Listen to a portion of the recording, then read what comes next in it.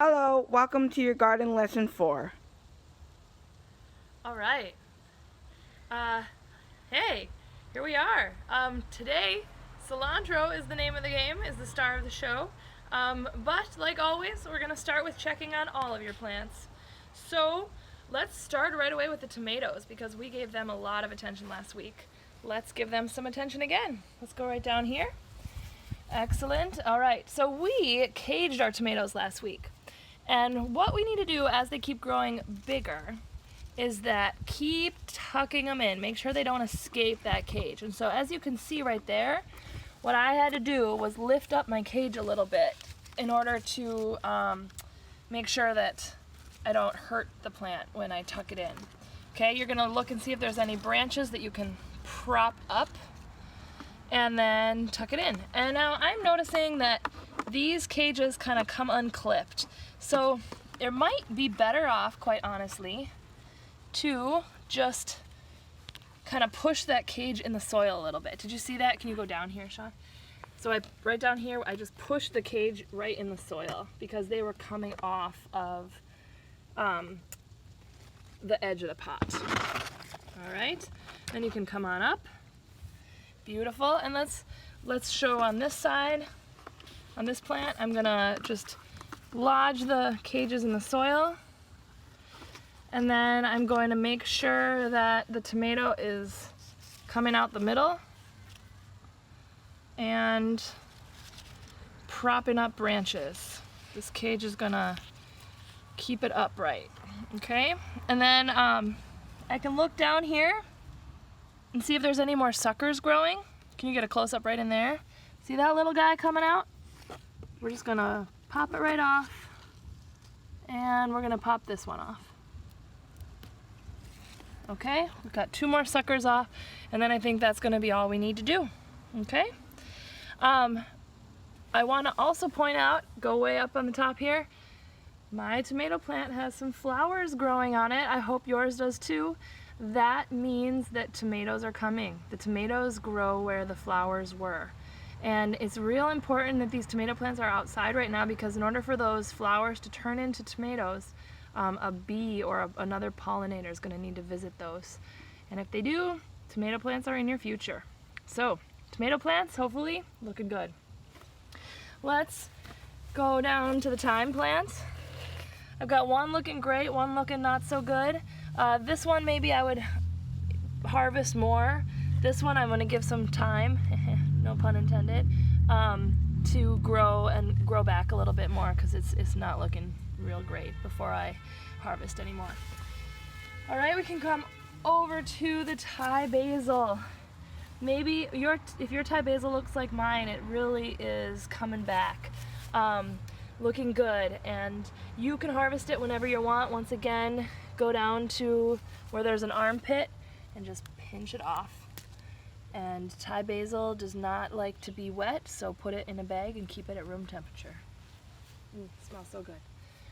And then let's come on up here. I moved my radishes to the deck because I noticed, see this? The bunnies were getting at my radishes. We seem to have a resident bunny family living under our deck. There's a baby and a parent, probably a few babies, but so the radishes are apparently bunny food as well. So if you're noticing any getting eaten, you might want to move yours up off the grass too. In general, my radishes are not looking so hot. I don't know if you're having the same problem, but I think that a lot of it is because of the heat. We had a really hot week last week, and radishes do not like the heat. They're normally a spring crop, so this is kind of pushing it, growing them in the summertime, and we may not really get a good crop, but we're going to keep trying because right here I see, I don't know if you can see that little bulb right there. The first, see my finger? Zoom back a little bit. There, my finger. Yeah. Yes! Okay, I don't know, it might be blurry for you, but I think you can get the idea. I can see the stems fattening up a little bit. And that is a really good sign that radishes are on their way. And if you see them fattening up, radishes are coming shortly. Like they come real fast once those stems starting to fatten up. So we'll keep our fingers crossed we can get summer radishes, even though we're kind of testing Mother Nature with this. If they don't work out, you should plant radishes next spring in your garden, and you'll probably have beautiful, beautiful radishes. I should also tell you, you see these little tiny holes in there? Those are from flea beetles. So one thing I could do if it feels like these flea beetles they're like these little tiny black shiny bugs that I might see fly away when I come over to my plants. If I feel like they're getting them too bad, I might cover this up with a cloth, and like it has to be like a cloth that light can get through. And that would protect them. But I'm gonna try just putting them up on my deck, and maybe that will keep some of the flea beetles away. So, radishes, not doing great, but we still got some hope. Parsley, on the other hand, parsley is happy, looking wonderful. So I'm going to, if your parsley looks like mine, you can definitely give it another harvest. And if you remember, you want to make sure that there's at least a little leaf in the middle. We don't want to harvest it if there's no leaf to give it food. But if there's a little leaf in the middle, then you can snip yourself some of the bigger leaves. I'm just going to do that for now, and I could put this on the top of some of my food as a topping. Some chicken or some fish or some rice. And parsley does like to be washed and cool down. So I've got some cold water right here. I'm just gonna put my parsley in there and let it cool down and get nice and clean. All right, now on to the star of the day, the cilantro. Our cilantro, hopefully yours as well, came up pretty thick. And cilantro definitely needs more space than this. Cilantro plants should really be about 2 fingers apart from each other. So as you can see, they are definitely not 2 fingers apart right now. So what you're gonna do is you're gonna just start pulling out cilantro to get it thin. You're gonna kind of like just put your finger in some of the thicker parts and give it a little pull until it starts to look like it's thinned out. And I'm collecting the cilantro because you can actually eat the stuff you're pulling. I'm going to show you how to do that in a minute here. Okay, starting to look better. And now with cilantro, since it's not a root, it's not quite as crucial as with the radishes that you get it exactly 2 fingers apart and that every plant has that much space. But look at, how thick this was versus how thick it should be. We're thinning it out quite a bit here. Okay, now as we're getting down there, I'm gonna look a little more closely. And I'm gonna start to see like, okay, can I fit 2 fingers between those plants? Measure it out. There we go. And I can see, and maybe you can see, that the cilantro, some of the leaves are turning a little bit purple. And that, again, means it's there's not enough nutrients in this soil to go around for all this cilantro. So it's getting to be not so happy to be so crowded. So it's gonna, I think that thinning this is gonna make a big difference. So, here.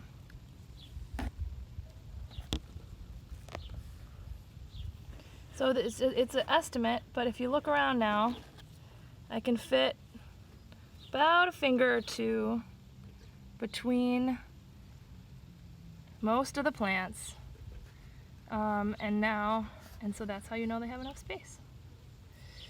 So if you look, though, now we have a nice little cilantro harvest. So cilantro also likes to be washed and cold. So I'm gonna put that in my cold water. And you could also just do this in your sink. You don't need a bucket of cold water, you could just rinse it. But that little soak does make your cilantro happy.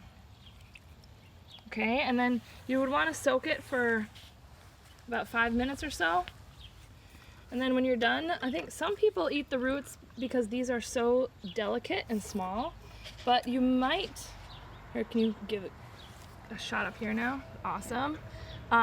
If you don't want to eat the roots, you can just do a simple snip, and then all this would be really good to eat. You can just chop that up and use that as a topping too. Do we not eat that?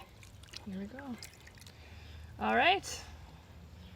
I'm gonna leave those soaking for a little bit more, and then I'll collect them when I go inside. So now we're gonna have a little cilantro lesson. I'm gonna put my cilantro up here with me while we're talking about it. Cilantro is one of my favorite herbs because it is so versatile. Cilantro is used around the world.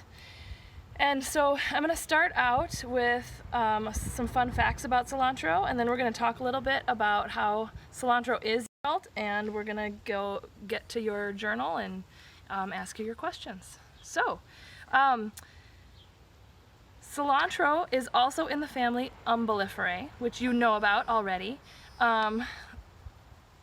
Umbelliferae is that family that when it flowers, the flower looks kind of like an umbrella, in the same family as carrots and parsley and dill. And when cilantro flowers, something very special happens, because as you probably already know too, a flower has to happen before a fruit or a seed can be made, right? So after a flower happens on a cilantro, it turns into coriander. A lot of people don't know that cilantro and coriander come from the same plant. Cilantro is eating the leaf, and then coriander is eating the seeds. So coriander is simply the seeds of the cilantro plant. And coriander is used in a lot of those same dishes all around the world that cilantro is used. So that is an option for you actually, is you could harvest your cilantro once, eat your cilantro, and then you can just let it grow back and let it grow really big and grow a flower, and then eventually, like later this fall, you'll have coriander growing. So you can definitely consider that once you harvest your cilantro a couple times. Some of you may really love cilantro, and some of you may hate it. And if you hate it, it probably kind of tastes like soap to you. There's actually a reason for that. Scientists have actually discovered that there is a gene that makes you either like cilantro or makes cilantro taste like soap to you. So you should try it. One of these little, if you don't eat cilantro regularly, you should try one of the little sprigs you just harvested. And let me know if it tastes delicious or if it tastes like soap.